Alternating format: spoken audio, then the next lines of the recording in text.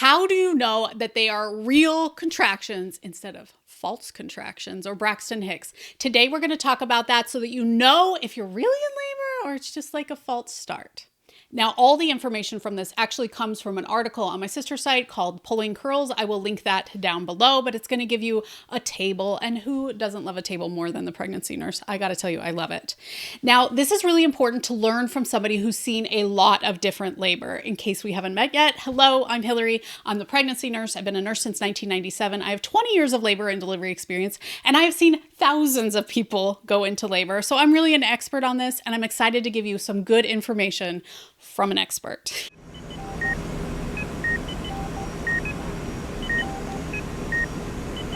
Now, I always like to say that contractions are a little bit like the Olympics. I can't remember exactly what they sing, but it's like faster, higher, stronger, something like that. So with contractions, when you're getting into the realm of real contractions, by the way, these early contractions, false contractions, can really hurt a lot. So I don't want you to think that it depends on how painful they are. We're going to talk a little bit more about that. But those early contractions can be quite painful. So let me just dispel that myth right now. But faster, higher, stronger with Olympic uterus, faster. So they're closer together. Early on in labor, those contractions could be, 5 to 10 minutes apart. Or my favorite, people who called and are like, I've had one contraction. Great, good job. It is normal for your uterus to contract now and then during pregnancy. Of course, we don't want you going into preterm labor and you want to discuss preterm labor symptoms with your provider. Your uterus is going to contract a little bit early on in pregnancy, and that's okay. We're looking for them to get closer together. I actually don't recommend you even start counting them until they're less than 10 minutes, even closer to 5 minutes, especially on your first baby. Otherwise, I sort of feel like you get your hopes up and there's just a lot of useless tracking that maybe doesn't bring the best juju situation. Now, higher, meaning they're stronger, or I guess stronger is one of the things, but you're looking for them to be more painful. So initially they can be painful, but then you'll notice they are starting to take your breath away. You can't talk during the contractions. That's a real moment that we see in labor and delivery, that things are starting to change. And then they're going to get a little bit longer. Initially, the contractions, might just be 20 seconds, but we're hoping to see them closer to a minute apart, which is showing us that they're heading towards true contractions. And then ultimately, true contractions push baby into the birth canal. So as the uterus, it starts to push baby down into the birth canal. Those initial contractions are getting the cervix softened. They're getting it ready to push that baby's head through it. It's just not making meaningful progress to get the baby down into the birth canal. And as folks in labor and delivery, in general, we check your cervix to see what they're doing to push the baby into the birth canal. I know there's a lot of people on social media who act like you do not need a cervical exam at any point, but there's a lot of things that we learn from a cervical exam that aren't just the numbers that we give you. A lot of it's the consistency of the cervix, really how thin it feels and how it feels to an expert who's checked lots of cervixes going into labor. Now, all of this is called early labor that you're having before you're in true labor. And that can be a really confusing time for people. And a lot of times it'll start to get painful and alarm bells will be going off in you and your partner's head, and you're just not sure what to do or if you should go to the hospital.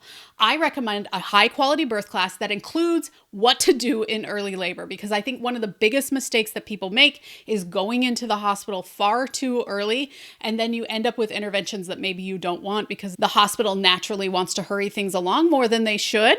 But staying at home in early labor will not only make for a happier you, but hopefully a better outcome as well. So learning what to do in early labor is a big win.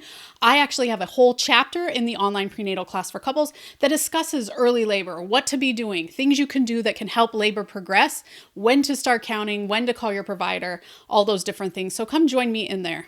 Okay, so let's discuss a little bit more in depth what you're going to be seeing from the contractions as they head into true labor. And as you might notice, I'm saying they head into, because most of our contractions start out in early labor, which can also be called Braxton Hicks or false labor. It's labor that's not progressing things, but then it starts to progress. And that's the good news when you're going into true labor and then progressing into active labor, which is when we're seeing the cervix actively open up. That means if I checked your cervix now, you're 3 centimeters, and I check you in an hour, you're 4 centimeters. That shows me that the baby is actively moving into the birth canal. And that's usually our definition of active labor. Most people say that starts between 4 and 6 centimeters. ACOG just changed it to 6 centimeters, but it really depends on the person. Some people move through those 4 to 6 centimeters very quickly. We wouldn't want to send you home in that point in time.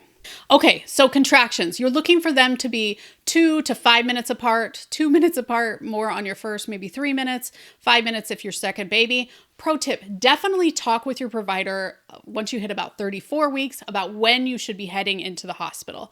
Every hospital is different. Every scenario is different. I know that some of you live a long way from your hospital, which I absolutely hate. And I know some of you live close, or you have a GBS status that you need to be aware of. Or I used to work at a hospital that was right next to a mall. And so on weekends, people needed to add to their travel time because the mall made it really trafficky around the hospital. So learning things like that from your provider can really help. Definitely have that discussion with them about what you should be watching for you. Okay, as far as pain, early they can hurt, but you're going to find that they start to hurt more. As I talked about before, you can talk through those contractions in early labor, but once they take your breath away, you're not able to talk to them so much. That shows that we're starting to advance into active labor. And this would be most contractions, right? If you just have one that takes your breath away and then the next one is not very bad, you just got to take the general average of them all. One thing we didn't talk about is the location. A lot of people, it's going to start on their backside. They're going to have a lot of back pain. And then as they head into active labor, they're going to notice that it's their entire torso. Their belly gets in on it, their whole belly, their whole back possibly. They're just noticing the pain more overall over their whole thorax area. So when you notice the pain changing, that can be an indicator that you're heading into true or active labor. Now, we give contractions the headliner in labor, and it's true that that's one of the main things that you're watching for, and it is what progresses the baby into the birth canal, but there are other early signs of labor. I have a video about it. I'm going to link it down below, but things like gastrointestinal distress, losing your mucus plug, there are other things you're going to watch for that could be a sign that this is the real deal. Now, there's lots to know about contractions, like timing and things like that. If you'd like another video specifically on what to do when you're contracting, tell me down in the comments. I would love to make it, unless there's just a few of you that want it. So hopefully you can remember the Olympics. You're looking for contractions that start to get faster, higher, stronger.